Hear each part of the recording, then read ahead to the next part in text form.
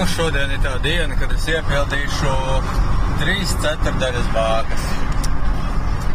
Paskatīsimies, cik tas man naudas izteiksmē sanāks. Ko liesim? Nu, laikam jau dīzeli. Nu, re, cik forši sanāca. Iebāz pistoli un kaut kā netīšām nospied stop un nemaz neredzēju. Safilmēju, kā es vēju iekšā kanniņā ar benzīnu. Nu, skatāmies, kad atšaus. Nu, atšaus es vēl, protams, vēl bišķi iespiedīšu, cik mies. 129. Nu, tā tad man bija iekšā kaut kāda 130 ieliešu. 3/4 bākas izmaksā 217 eiro. Labi, pagaidām čau, iešu maksāt. Tā, nu, samaksāts ir, atlaidi neizmantot ir muļķīgi, es viņu izmantoju, reku man mīnus 13 eiro ir, nu, haļāva. Paiehaļ.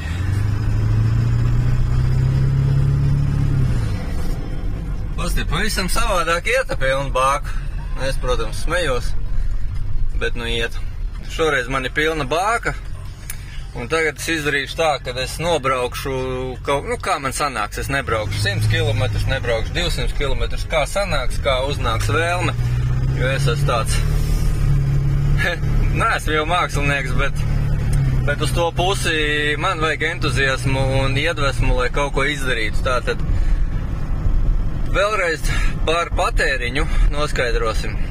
Līdz šim man patēriņš bija vidējais 17. Nu, tur gan šosei, gan pilsēta dažādi, bet bija 17 litri. Pie noteikuma, ka pa šoseju, jā, pirms tam es braucu diezgan mierīgi, 90, nu, varbūt 100, bet, nu, mazu brīdi. Tad tagad ir tā, kad braucu vakar uz Siguldu, pēc darba sanāca, gribēju braukt pa apveceļu, čots, kaut kā aizdomājos aizbraucu caur pilsētu pa pierasto maršrutu, caur Pļauniekiem pa Lubānas ielu, protams, ka tur milzīgs korķis, nu, kaut kāds 15 minūtes, nu, ja ne 20, braucu caur tam korķim. Nu, tā lēnā garā braucām, patēriņš bija 15 ar kaut ko. Izbraucām to, atkal sanāca mums izbraukt vēlāk, lai gan es jau teicu, ka es nekad nekavēju un vienmēr izbraucu laikā, man kavēt nepatīk, tad atkal bija jāgāž. Uz Siguldu es braucu 120, 130 visu ceļu. Attiecīgi patēriņš tas arī ir lielāks uzreiz. Ja es būtu braucis 90, nu būtu super. Nu, apakaļ es braucu mierīgi kruīzā Sotaku, pilsētā to nedrīkst darīt, bet braucu arī ātrāk, 70, 80 pa dienvidnieku Sotaku. Nu, es nokļuvu mājās, un man vidējais patēriņš bija 15 litri. Šis patēriņš nav nonullēts kopš brīža, paga, kā tik es tagad nesameloju. Jo tai dienā, kad braucu uz Jelgavu, tas video vēl iznāks. Viņš vēl nav gatavs līdz, nu kā nav gatavs, es viņu neesmu nemaz montējis. Tāpēc, ka viņš ir tāds interesants video, un es viņā gribēju arī patēriņu pieminēt, bet, nu, redz, sanāk atkal, ka šinies pieminu patēriņu. Uz Jelgavu es braucu, nu, reāli pilnā ručkā 160, cik viņš iet, 160 ar kaut ko. Varbūt tie visi 170. Tur bija tāda interesanta diena, 2 vārdos.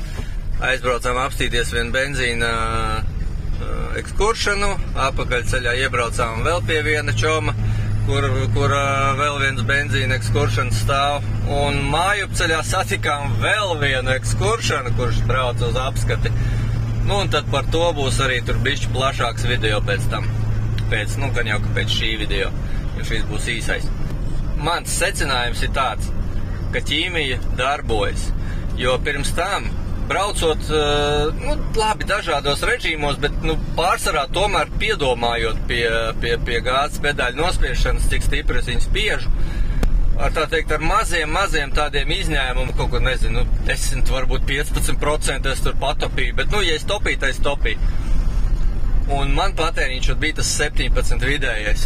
Tad tagad ar visu maukšanu uz Siguldu, nu, pareitniet paštīgi, 45 km vismaz, korķis pa vidu, pēc tam pa šoseju gāziens.